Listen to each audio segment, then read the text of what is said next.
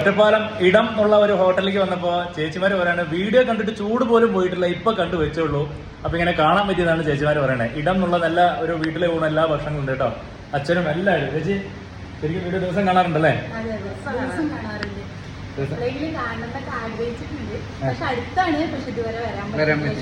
വരാൻ പറ്റിയില്ല. അടുത്താണെങ്കിലും വരാൻ പറ്റില്ല.